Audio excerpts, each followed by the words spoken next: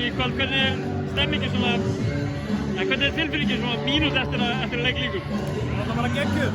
Við bara vorum með verkefnin að komast í óttaleik og klárum það bara. Það var erfitt en það hafðist.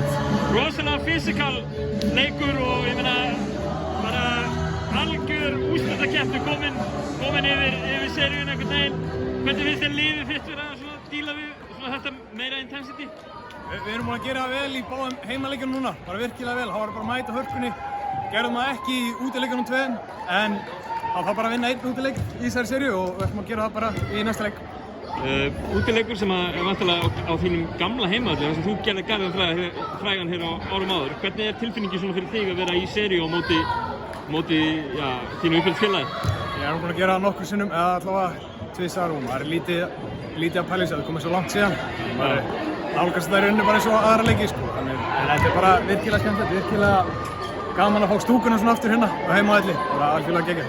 Nú farið að dekka litla bróðinn nú í einhver skipti í þessu leik og hann að dekka þig og ykkur lendir svona, ég ætla nú ekki að segja ykkur að hafa lent saman en svona þið voru ekki sammála alla hluti. Hvernig er að spila við litla bróður í svona seríu? Það er bara gaman, hann mætir með miklu hörku og það er bara gaman að klásta það. Næsti leikur í Matthías Garðabæjarhöllinni, hvað þurfum við að gera til þess að ná í fyrsta útisigurinn í úrslitakeppninni? Við þurfum bara að spila eins og við hefum gert báða heimaleikinn hérna. Það er búið að vera algjörlega svart og hvítt hvernig við mætum í Ásgarð og hvernig við spilum hérna. Þannig að ef við spilum eins og við gerum í dag, þá bara er ég mjög bjartsýnn fyrir það. Frábært, takk. Takk.